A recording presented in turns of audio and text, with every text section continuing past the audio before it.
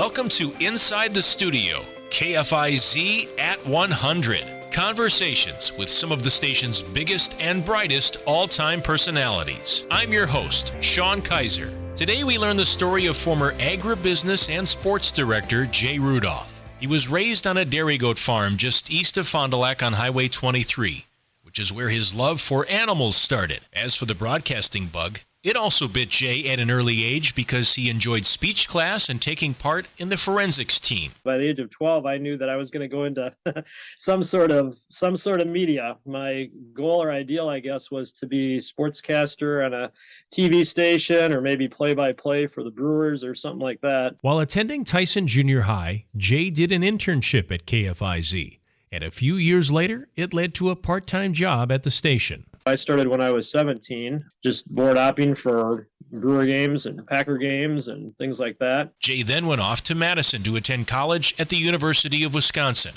and after earning his degree in 1990, came back home to Fond du Lac to initially take a full-time gig at KFIZ in sports, but his rural roots led to an additional opportunity. You grew up on a farm. You must know a little something. Why don't you be the farm director? So that's how I ended up becoming the farm director as well as sports director. And yeah, it was kind of interesting because dairy goat farm that I grew up on is a little different from a big cattle farm or something. Doing double duty meant Jay worked a lot of long days and nights. Probably get in about 5 o'clock, and we had a farm report that was on the air somewhere in that 5 o'clock hour. Did play-by-play of, hundreds and hundreds of games, especially with Tom Biolo and Greg Stensland. Those two guys, we were just great friends. One of Jay's favorite features to produce was the weekly segment, Farm of the Week. Probably my number one recollection of that is just how hilarious it was when I would go out to a farm, and I'm like 5'7" and 140 pounds or something like that. And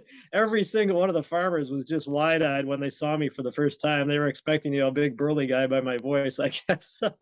After a spiritual awakening, Jay left KFIZ in the late 90s. And it turns out through a variety of circumstances, God just orchestrated us coming to Iowa. Jay often is asked to deliver sermons at different churches in and around his community. Really digging deep into the Word and knowing that God is using you to try to reach people and to share His Word with them. Jay Rudolph and his wife are blessed with 7 children, still live in Iowa, raise a few goats, and he goes across the country judging goat shows. Thanks for joining us, and keep listening for more episodes of Inside the Studio, KFIZ at 100.